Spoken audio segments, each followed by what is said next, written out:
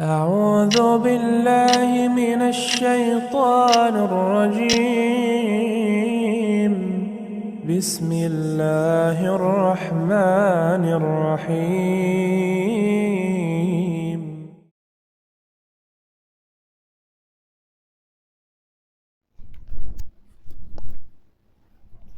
Bismillahirrahmanirrahim. Assalamualaikum warahmatullahi wabarakatuh.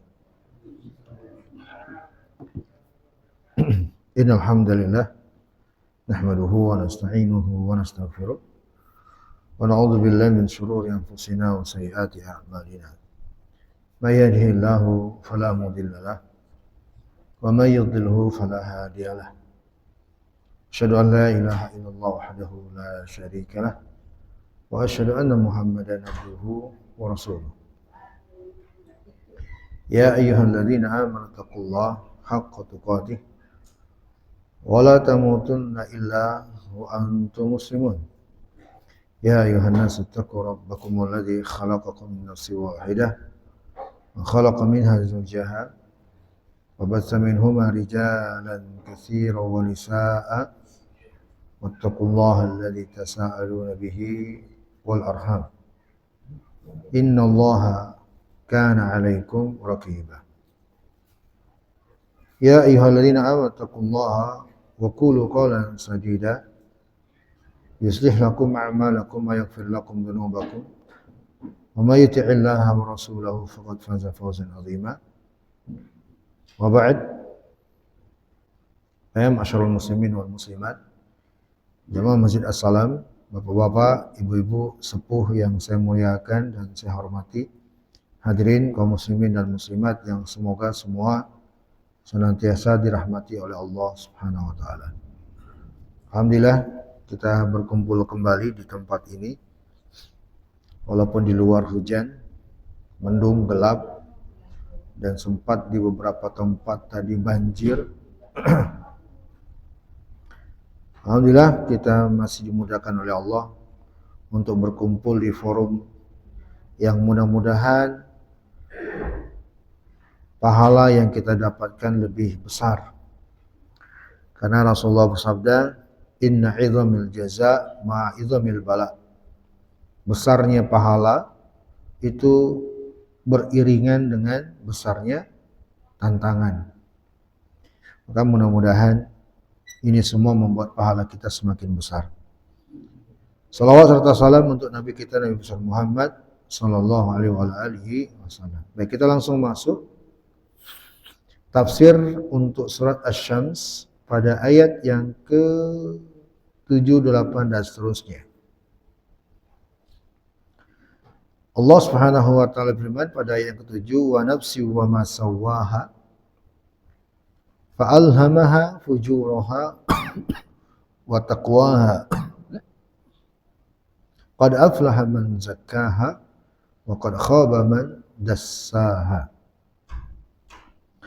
Allah berfirman pada ayat ke-7, dan demi jiwa yang telah sempurna penciptaannya,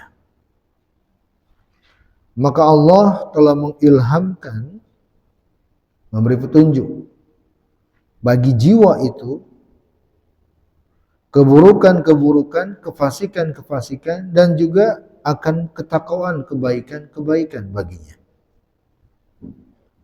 Maka sungguh beruntunglah dia yang menyucikan jiwanya, dan celakalah dia yang mengotori jiwanya.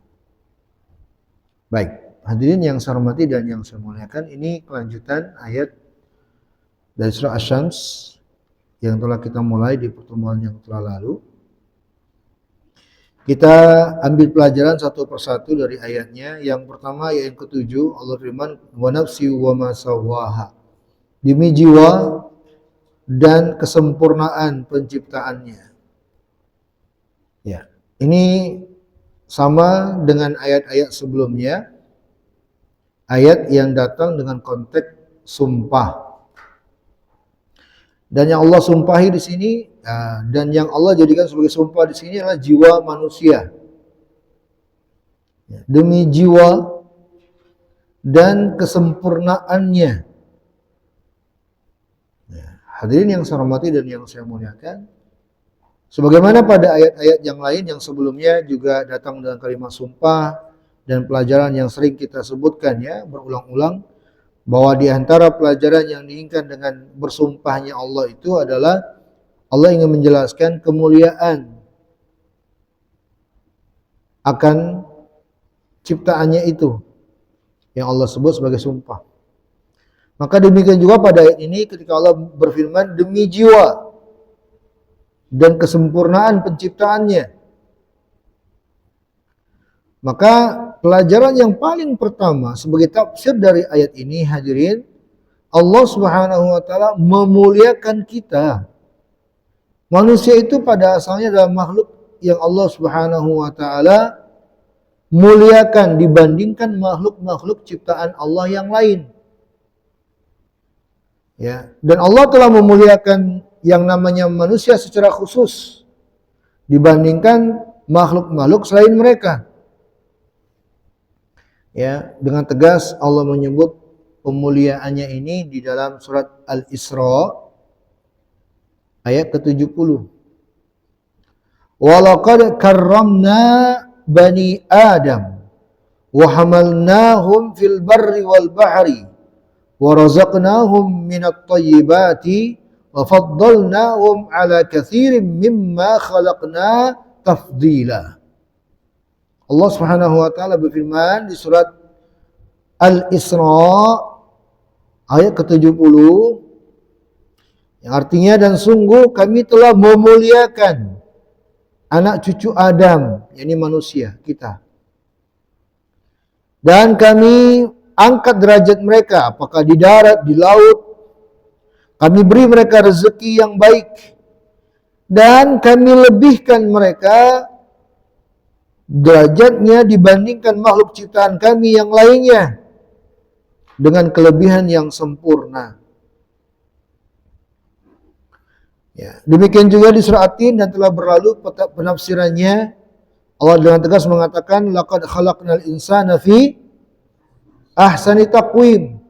Sungguh kami telah menciptakan yang namanya manusia itu pada sebaik-baik bentuk, sebaik-baik konsep, sebaik-baik penciptaan.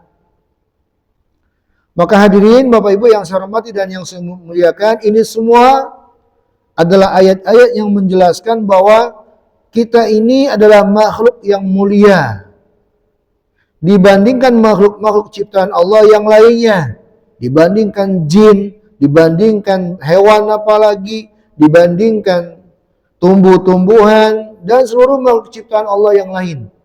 Bahwa makhluk ciptaan Allah yang paling mulia dari seluruh makhluk ciptaan Allah itulah manusia.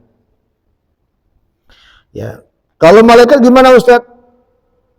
Para ulama ada perbedaan pendapat di tengah mereka. Tapi yang rajih adalah manusia. Kenapa?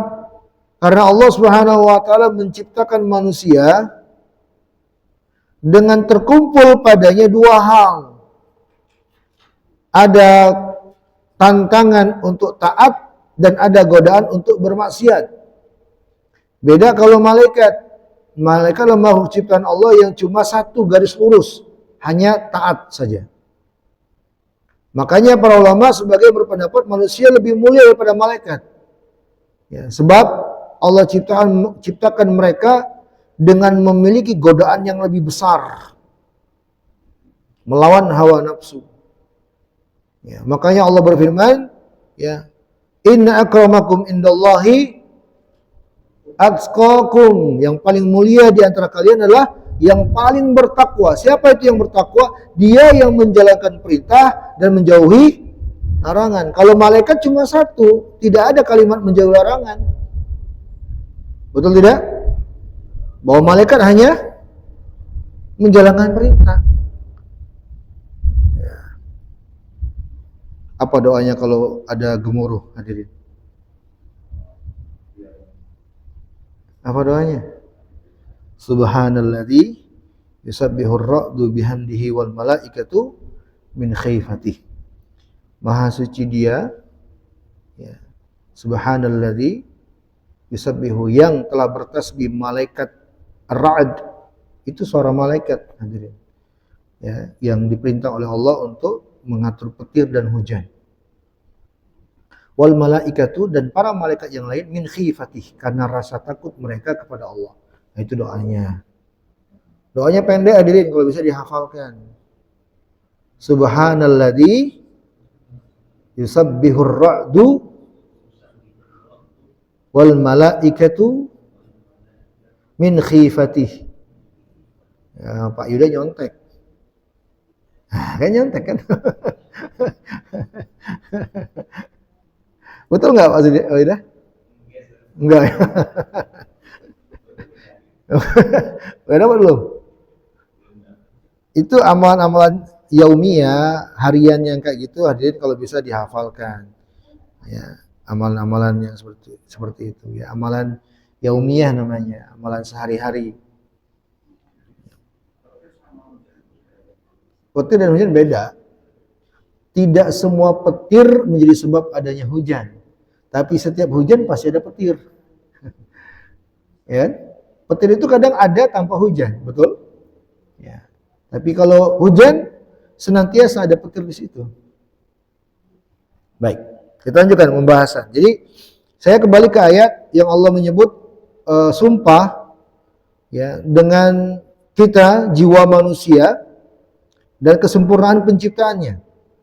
Nah, pelajaran penting dari penjelasan ini hadirin, mohon perhatikan. Ini tafsir yang kedua sebagai pelajaran dari ayat ini. Bahwa hendaknya kita juga memuliakan diri kita. Tidak mencampakkan diri kita kepada kehinaan. Karena hal tersebut bertentangan dengan ayat ini. Allah memuliakan kita loh. Maka jangan pernah menghinakan diri kita. Atau memposisikan diri kita seperti makhluk lain yang lebih rendah derajatnya dari kita. Nggak boleh. Itu sangat-sangat bertentangan dengan ketentuan dari Allah Taala. Atau bahkan itu sangat-sangat menantang Allah. Sangat mengundang murkanya Allah. Ada orang-orang yang melakukan perbuatan memodifikasi diri mereka. Ya. Yang tadinya laki-laki, dia buat dirinya menjadi perempuan dan sebaliknya. Allah ciptakan dia perempuan, dia ubah menjadi laki-laki. Ini namanya merubah kesempurnaan yang Allah telah ciptakan pada dirinya. Ada lagi yang lebih parah. Kalau ini setahu saya di luar negeri, di tanah air nggak tahu. Ada orang yang merubah bentuk dirinya hadirin menjadi seperti kuda. Kepalanya seperti kuda, badannya seperti kuda. Ada orang yang merubah dirinya, mulutnya, giginya seperti bertaring begitu, matanya seperti mata ular, dibuat bersisi dan seterusnya, dimodif sedemikian rupa tubuhnya sehingga seperti makhluk yang rendah. Seperti hewan, seperti setan lah menurut mereka ya. Itu berarti menghinakan dirinya. Makanya di dalam ayat ya Allah menyebut atastabdiluna billadzi huwa adna billadzi huwa khair. Apakah kalian ingin mengganti yang rendah-rendah itu terhadap yang telah baik ada pada kalian? Ya, maka hadirin yang saya hormati dan yang saya muliakan, itu adalah perbuatan yang sangat bertentangan dengan hal ini. Allah itu sangat memuliakan kita hadirin. Sampai dalam riwayat Nabi pernah tegaskan, satu jiwa muslim mukmin bagi Allah itu lebih mulia dibandingkan dunia dan seisinya. Bagi Allah, seorang jiwa muslim, satu orang muslim dan beriman kepadanya itu lebih mulia daripada dunia dan sisinya. Bahkan dalam Al-Quran Allah Subhanahu Wa Taala menyebutkan, ya, wala taqtulu biaidikum ila tahluka, innallaha bikum rahimah. Jangan kalian membinasakan diri kalian dengan tangan-tangan kalian, karena Allah itu sangat menyayangi kalian. Kata Nabi, Allah itu menyayangi kalian lebih daripada sayangnya kalian terhadap diri kalian sendiri. Allah lebih memuliakan kalian daripada kalian memuliakan diri kalian sendiri. Maka hadirin yang saya hormati dan saya muliakan, ketika Allah bersumpah dengan kita, menyebut jiwa kita, maka ini menunjukkan bahwa jiwa kita ini memiliki kemuliaan di sisi Allah Subhanahu wa taala. Maka konsekuensinya adalah kita harus memuliakan jiwa kita. Jangan mencampakkan diri kita kepada kehinaan. Atau menempatkan diri kita kepada kehinaan. Makanya hadirin, ya, perbuatan kesyirikan itu kata para ulama, di antara hakikatnya adalah penghinaan terhadap Allah dan sekaligus kepada si makhluk sendiri. Ya. Bahwa si makhluk telah menghambakan atau menghinakan dirinya kepada sesama makhluk. Dia padahal mulia loh. Dia hinakan dirinya kepada makhluk. Ya, itu perbuatan kesyirikan. Perbuatan yang menghinakan dirinya sendiri. Na'udzubillahi min dzalik. Maka hadirin yang saya hormati dan yang saya muliakan, mari ya, kita pahami ayat ini. Ya, Allah memuliakan diri kita dan kesempurnaan penciptaan pada diri kita. Yakini aja apa yang Allah telah tetapkan diri kita itu sudah sempurna. Gak usah merasa kurang dengannya, apalagi protes. Ya, nggak boleh, jangan kita rubah-rubah apa yang telah Allah ciptakan pada diri kita itu udah ideal, udah bagus. Makanya nggak boleh kita merubah-rubah pada apa yang telah ada pada diri kita. Boleh tidak merubah-rubah yang ada pada diri kita, hadirin? Boleh tidak? Potong rambut boleh nggak? Itu merubah dong. Hah? Ya, jadi hadirin, pada diri kita paling tidak dalam konteks ini ada 3 hal pada diri kita. Pertama, ada bagian tubuh yang tidak boleh diutak-atik. Nggak boleh dirubah sama sekali. Nah, ini hukum asal namanya. Yang kedua, yang ada dalilnya untuk boleh diubah. Ada dalilnya untuk boleh diubah. Potong kuku, itu mengubah. Potong rambut, itu mengubah. Potong yang lainnya, yang memang ada dalilnya. Nah, namanya yang kedua. Ya. Kemudian yang ketiga, merubah apa yang ada di tubuh kita karena darurat. Karena ada apa? Darurat yang bila tidak dilakukan perubahan itu akan menimbulkan mafsadah. Ya. Maka kita boleh menempuh itu dalam rangka menghindari mafsadah yang lebih besar. Kalau tidak di 3 kategori ini nggak boleh. Ya. Perubahan pada tubuh kita yang tidak ada dalilnya jangan lakukan, nggak boleh. Atau perubahan pada diri kita karena tidak ada alasan daruratnya nggak boleh. Bisa dipahami? Ya, nggak boleh sama sekali. Termasuk ya yang dibahas oleh para ulama meluruskan gigi. Kalau meluruskan gigi itu tidak ada, pertama jelas tidak ada dalilnya. Betul? Ada dalilnya kan? Nggak ada dalilnya untuk membolehkan itu. Dan tidak pula ada dalilnya untuk diperintahkan agar dirubah. Nggak ada juga dalilnya. Tinggal ini nih, tinggal alasan yang ketiga. Adakah kedaruratannya? Dalam artian, kalau tidak diluruskan, kalau tidak dipasang kawat, akan mengganggu makan misalnya, akan mengganggu berbicara misalnya. Kalau nggak ada alasan itu, nggak boleh. Ya. Maka jamaah yang saya hormati dan yang saya muliakan, ketika perubahan itu dalam rangka untuk memperbagus diri, ya, pada perkara yang tidak ada dalil kebolehannya, itu termasuk itu teranggap merubah ciptaan Allah. Nggak boleh. Nggak boleh. Sama. Merubah itu kan mengganti, sama. Hah? Gigi lepas? Dipasang gigi palsu berarti. Tinggal ini tadi alasannya. Adakah kedaruratannya? Misal, kalau nggak ada gigi, nggak bisa makan kacang. Makanya nggak sempurna lah. Berarti darurat alasannya. Orang kan beda-beda kalau ini. Ini sifatnya subjektif. Ya. Tinggal ini darurat. Kedaruratan kaidahnya ad-daruratu tubihul mahdhura. perkara darurat itu membolehkan yang dilarang. Jadi itu berbeda-beda kondisinya. Sama, merubah atau mengganti itu sama. Baik.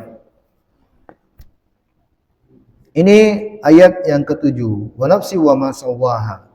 Kita lanjutkan pada ayat setelahnya. Fa'alhamaha fujuraha wa taqwaha. Lalu kata Allah, nah kalimat ayat 8 dan seterusnya hadirin, ini adalah ayat-ayat yang mengandung kalimat sebagai jawaban sumpah. Kalau ayat pertama 2, 3, 4, 5, 6, 7 itu semua kalimat sumpah. Nah setelahnya jawaban sumpah. Apa yang Allah sumpahi? Ini yang pertama 8. Fa'alhamaha fujuraha wa taqwaha. Betul-betul telah diberi ilham, petunjuk kepada jiwa itu, fujur yang jelek-jeleknya, wa taqwa dan yang baik-baiknya, ketakwaannya. Ya, ini ayat yang ke-8.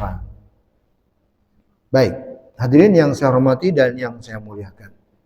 Ya, Allah berfirman, fa'alhamaha fujuraha wa taqwaha. Allah telah mengilhamkan kepada jiwa itu kefasikan dan ketakwaan. Ya, bahwa maksud ayat ini Allah telah memberikan petunjuk, Allah telah memberikan penjelasan, Allah telah menerangkan mana-mana yang fasik dari berbagai keburukan dan mana-mana ketakwaan dari berbagai kebaikan. Baik, pertama dari tafsir ayat dan penjelasan serta pelajaran darinya, hadirin yang saya hormati dan yang saya muliakan, ayat ini memberi pelajaran tentang ketauhidan kita kepada Allah. Dari sisi bahwa kita harus beriman.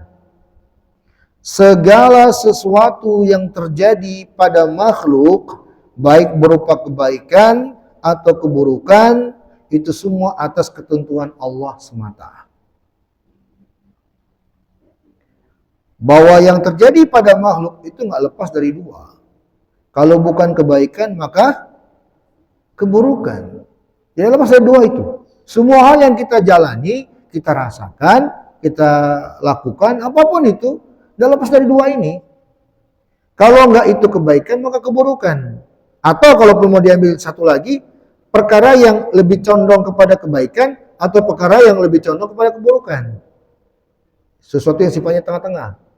Ya, kadang mengandung kebaikan, kadang mengandung keburukan. Tapi yang jelas tidak lepas dari dua ini. Kalau nggak kebaikan, maka keburukan. Nah, ayat ini menjelaskan semua itu terjadi atas ketentuan Allah. Ya, hadirin yang saya hormati dan yang saya muliakan. Allah katakan, Allah lah yang mengilhamkan, Allah lah yang menetapkan, yang memberi petunjuk, sehingga ada jiwa yang memilih kefasikan, ada jiwa yang memilih ketakwaan. Maka kita harus beriman, semua yang terjadi di alam semesta ini pada dirinya makhluk itu atas ketentuan siapa? Allah Subhanahu wa taala. Ingat ini dulu yang saya dudukkan. Ayat ini menjelaskan itu. Baik, kemudian pelajaran selanjutnya dari ayat ini, hadirin yang saya hormati dan yang saya muliakan. Ya, di sini Allah terangkan ya, yang baik, yang buruk, yang fasik, yang ketakwaan dari yang baik-baik itu Allah yang memberikan ilham. Hadirin yang saya hormati dan yang saya muliakan, maka ini terkait dengan takdir yang baik dan takdir yang buruk. Ya, kita harus meyakini bahwasanya semua takdir yang baik, semua takdir yang buruk itu hanyalah atas ketentuan Allah, dan Nabi telah menegaskannya dalam hadis, la yu'minu abadun hatta yu'minu bil qadari khairihi wa syarrihi. Tidaklah sempurna keimanan seseorang sampai dia mengimani semua ketentuan Allah yang baik atau yang buruknya. Ya. Hadirin yang saya hormati dan yang saya muliakan. Nah, di sini ada sebuah pelajaran terkait dengan masalah akidah, keimanan. Yang ingin saya tambahkan penjelasannya. Ya. Kalau penyebutan tentang akan sebuah ketentuan, penetapan, maka kita harus menyandarkannya kepada Allah Subhanahu wa taala.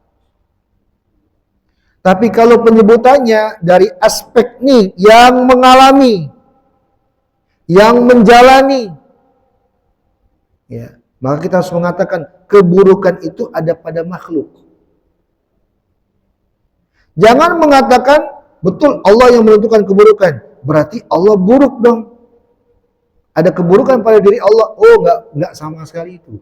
Itu salah. Nah, ini yang ingin saya luruskan pemahaman ini. Ada masalah yang harus kita pahami dengan baik di situ, hadirin. Kalau pembahasan tadi Nabi telah mengatakan, ayat juga mengatakan bahwa Allah lah yang menentukan segala kefasikan, segala ketakwaan itu. Betul? Betul tidak? Tadi ayatnya jelas ya, tidak ada keraguan. Itu memang mana ayat. Nabi juga bersabda, tidak sempurna iman kalian sampai percaya Allah lah yang menentukan segala yang baik, segala yang buruk. Betul? Betul ini? Nah, kalau konteks penyebutannya yang menentukan, yang menetapkan, maka Allah lah yang menentukan segala sesuatu. Termasuk keburukan. Tapi bukan maknanya ada keburukan pada diri Allah. Keburukan itu terjadi pada aspek makhluk. Bisa dipahami tidak belum ini? Bisa dipahami belum? Belum. Ya, baik ya. Jadi saya ingin meluruskan dulu pemahaman ini. Ya. Penyebutan buruk pada aspek yang ditetapkan padanya berarti makhluk. Kan keburukan itu kan Allah tetapkan untuk siapa? Untuk makhluk kan? Untuk makhluk ciptaannya. Ya. Maka ya, keburukan itu adalah pada makhluk yang mengalami dan menjalani ketentuan itu. Bukan pada Allah yang menetapkan. Saya kasih sebuah ilustrasi sederhana, contoh sederhana. Ya, untuk mudah memahami. Saya bukan menyerupakan Allah dengan makhluk. Lah, ini mimbab takribul paham supaya mudah memahami. Ada seorang dokter yang memutuskan tindakan operasi untuk pasiennya.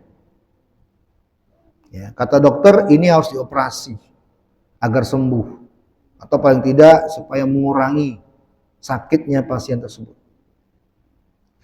Pada kasus seperti ini hadirin, kita bisa pastikan untuk mengatakan bahwa pada sisi pasienlah ya yang akan mengalami terjadinya berbagai keburukan atas tindakan operasi tersebut. Pasienlah yang merasakan operasi tersebut. Pasienlah yang akan menghadapi risiko paling buruknya kematian dari tindakan operasi itu. Betul tidak? Betul tidak nih? Tapi pada sisi dokter, kebijakan yang ketetapan dokter itu baik atau buruk? Bagus atau tidak bagus? Saya tanya nih, jawab. Baik tidak baik? Baik. Kenapa baik? Ya untuk kebaikan itu sebenarnya. Ya, yang menjalani keburukan, sakitnya, pedihnya, risiko kematian, siapa? Pasien. Nah, begitulah gambarannya. Paham ini? Jadi yang menjalani keburukan itu adalah makhluknya. Jadi penetapan keburukan itu pada makhluknya. Ketentuan Allah yang menentukan, tapi jangan katakan keburukan itu ada pada Allah. Paham ini? Bisa dipahami? Jadi penjelasan tentang pasien dan dokter tadi itu dalam rangka supaya mendekati, memahami masalah ini. Bukan penyerupaan sama sekali, enggak. Ya. Subhanallahi amma yasifun. Maha suci Allah dari segala pensifatan itu. Jadi ini maksudnya hadirin yang saya hormati dan yang saya muliakan, bahwa segala sesuatu yang ada pada makhluk, apakah kebaikan atau keburukan, itu semua atas ketentuan Allah Subhanahu wa taala. Apakah berarti keburukan itu ada pada diri Allah? Tidak. Sama sekali tidak, ya. Tidak ada kelayakan kecuali hanya pujian, pemuliaan, keagungan, kesucian bagi diri Allah Subhanahu wa taala. Makanya Nabi pernah mengatakan, wasyarru laisa ilaika. Kata Nabi, keburukan itu bukan ada pada dirimu ya Allah. Paham ini? Ya. Jadi kalau masalah aplikasi keburukan itu makhluk yang merasakan. Itu ada pada makhluk, bukan pada dirinya Allah Subhanahu wa taala. Baik, kemudian pelajaran selanjutnya. Ustadz, kalau memang Allah yang menentukan, ada kebaikan, ada keburukan, ayat tadi yang kita bahas, ada ketakwaan, ada kefasikan. Kenapa Allah Subhanahu wa taala tidak menetapkan kebaikan aja, ketakwaan aja? Lalu mesti ada keburukan, kefasikan di situ. Ya. Hadirin yang saya hormati dan yang saya muliakan, pertama kita katakan tentang apa yang Allah tetapkan, tentang apa yang Allah perbuat, tidak boleh kita tanya. Paham ini? Tugas kita makhluk ciptaan itu hanya beriman, sami'na wa ata'na. Ya, Allah telah menyebut dalam Al-Quran, la yus'alu amma yaf'al wa hum yus'alun. Kata Allah, Allah jangan ditanya apa yang dia perbuat, seakan-akan kalian mempermasalahkan apa yang Allah perbuat. Jangan. Kalianlah yang kalau akan ditanya perbuatan kalian. Perbuatan kalianlah yang akan dipermasalahkan. Ini yang pertama. Pun seandainya demikian, kalau ada yang bertanya, maka para ulama menjawab. Kenapa Allah menciptakan ada keburukan, ada kebaikan? Kenapa Allah menentukan ada makhluk yang baik, ada makhluk yang jahat, ada manusia yang taat, ada yang tidak taat? Jawabannya adalah itulah ujian yang Allah Subhanahu wa taala tetapkan bagi makhluk ciptaannya. Bahwa Allah Subhanahu wa taala menciptakan ada yang baik, ada yang buruk sebagai ujian. Yang namanya ujian adalah ikhtibar, untuk mengungkap sehingga orang atau sehingga makhluk ciptanya tahu nih mana yang baik, mana yang buruk. Mana yang betul-betul menjaga keimanan dan istiqomahnya kepada Allah, mana yang bohong-bohongan. Ya. Allah telah berfirman mengungkap hal ini dalam Al-Qur'an.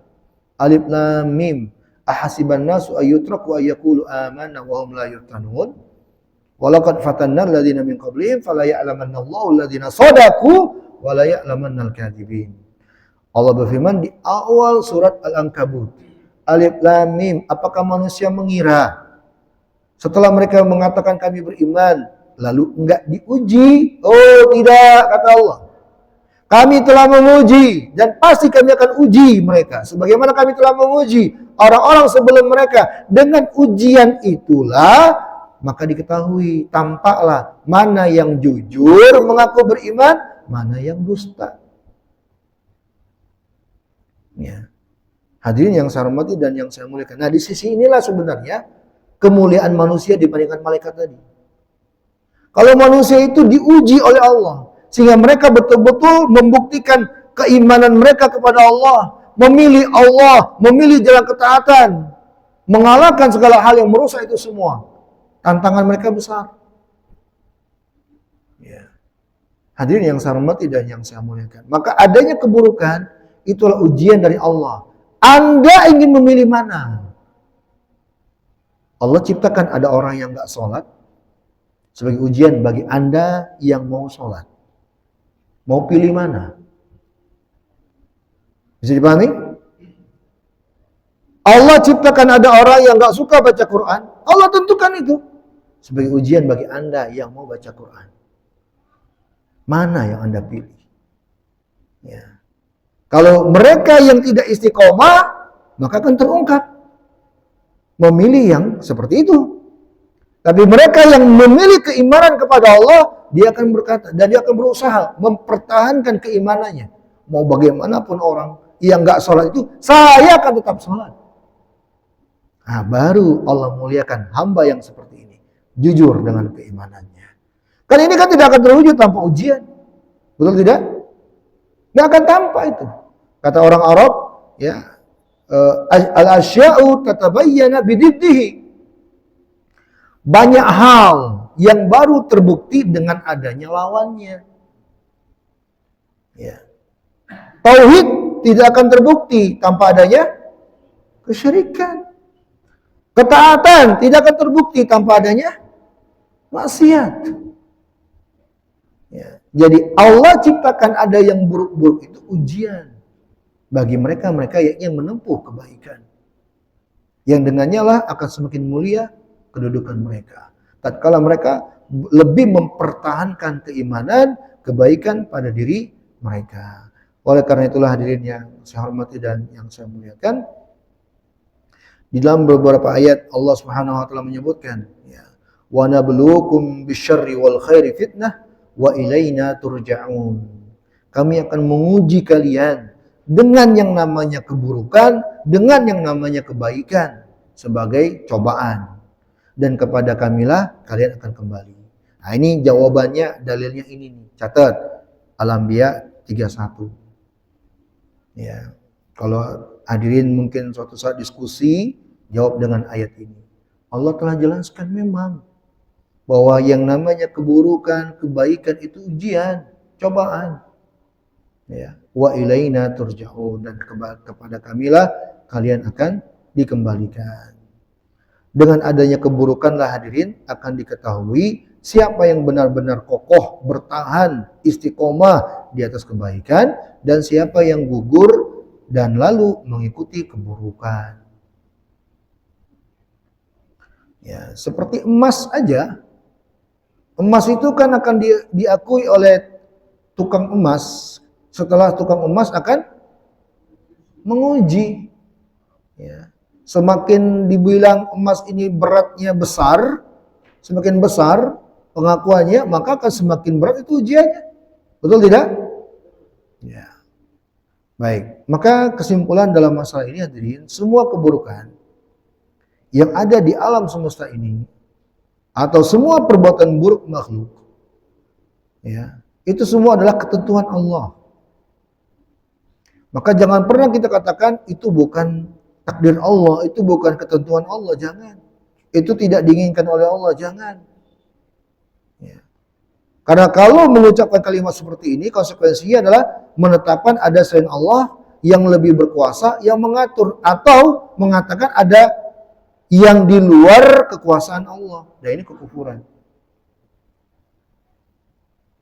Ya, jadi jangan pernah mengatakan ada sesuatu di luar kehendak Allah Subhanahu wa ta'ala. Benar nggak ini hadirin? Ya. Bahwa tidak ada yang di luar kehendak Allah. Betul tidak?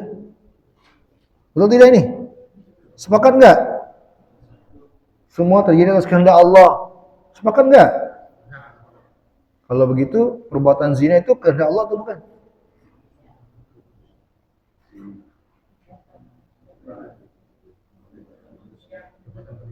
Saya tanya kehendak Allah atau bukan? Bukan perbuatan ya, saya bilang kehendak Allah atau bukan? Jangan berpaling dari pertanyaan. Ini baru saja kita bahas. Yakin? Kehendak Allah? Zina loh.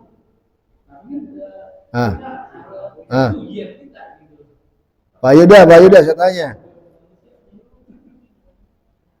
Meleset jawabannya, bahaya ini. Berani jawab Pak Yuda. Gimana ini? Gak berani bersuara. Ini rakyat bersuara ini. Saya tanya kehendak Allah itu bukan. Kenapa berpaling kepada masalah lain? Kehendak Allah itu bukan? Ini bukan, ini kehendak Allah. Ya, itu kehendak Allah. Ada lagi yang berpendapat, ingin memberikan pendapat, silakan kita diskusikan.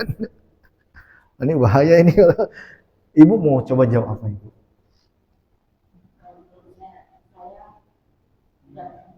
Bukan kehendak Allah. Oke. Kira-kira kalau saya tanya alasannya, Pak Fakhrudin, kenapa bilang bukan kehendak Allah?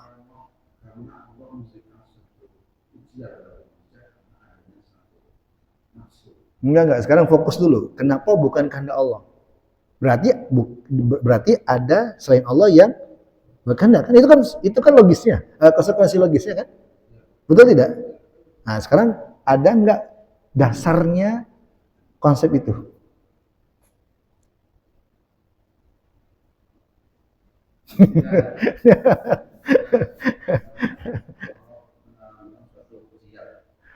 Itu lain masalah, Kita bicara kehendak Allah.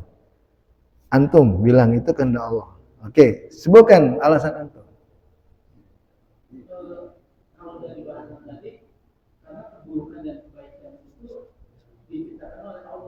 Oke. Oke, terus? Kenapa Allah menghendaki zina kalau antum mengatakan itu kehendak Allah loh? Apakah yang menghendaki zina itu kan manusia? Allah sudah kita dikasih dasar, misalnya dikasih pilihan gitu.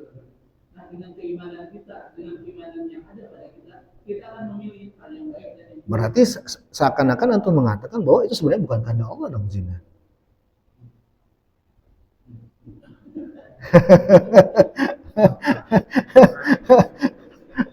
Ya kan? Itu sebenarnya akhirnya antum akan mengatakan bahwa sebenarnya bukan Allah yang menghendaki zina. Iya, kontradiktif, pernyataan antum kontradiktif. Marian ingin memberikan jawaban. Oke, pertanyaan saya, kenapa Allah menghendaki?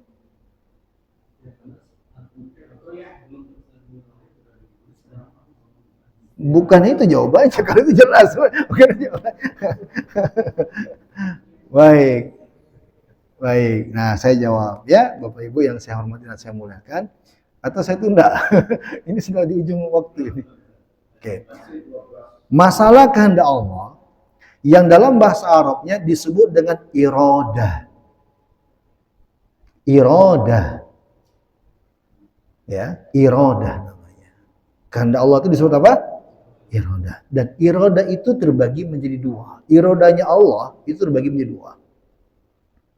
Ada iradah Allah yang namanya iradah syar'iyah.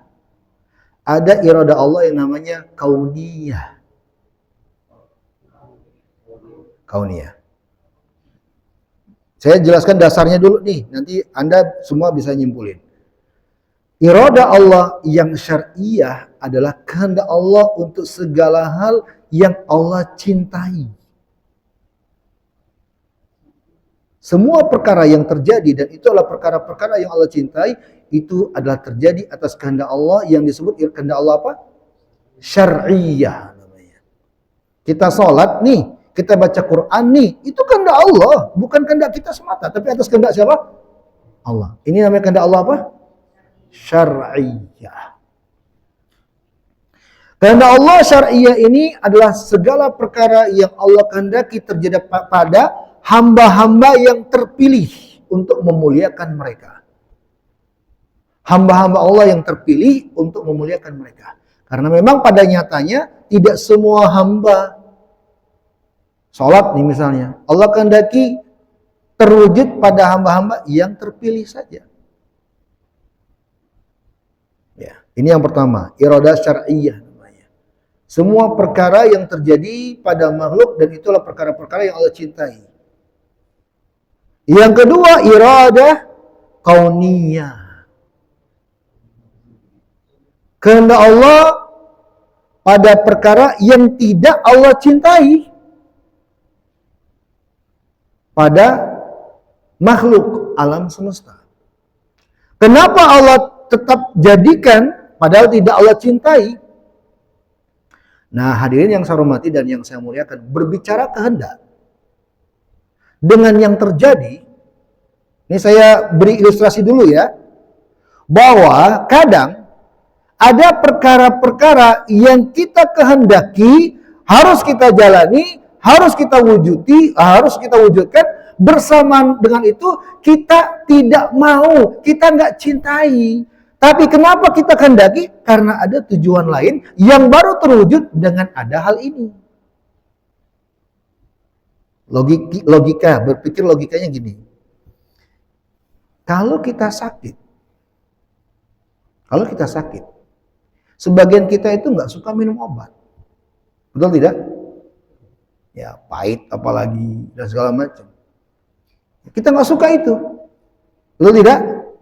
Tapi ada perkara lain yang kita sukai terwujud dengannya. Apa itu? Kesembuhan. Nah, obat proses ini kita tidak sukai.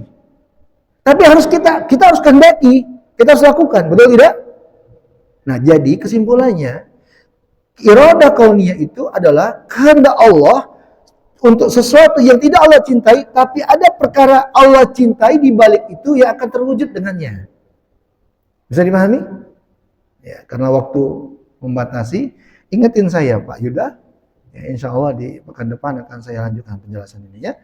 Kita akhiri sampai di sini, tapi yang jelas sudah terbayang ya. Ya, sudah terbayang ya? Sudah terbayang ya? Jadi tetap kalau kita ditanya kehendak Allah atau bukan, itu kehendak Allah. Nggak bisa. Kalau kita mengatakan bukan kehendak Allah, seperti jawaban antum tadi, nanti larinya mengeluarkan dari kehendak Allah, maka konsekuensinya adalah ada sesuatu di luar kuasa Allah. Itu kufur. Itu kufur. Tinggal caranya adalah bagaimana memahaminya dengan benar. Bisa dipahami? Ya, subhanakallahumma bihamdika, asyhadu an la ilaha illa anta, astaghfiruka wa atubu ilaik. Alhamdulillah. Assalamualaikum warahmatullahi wabarakatuh.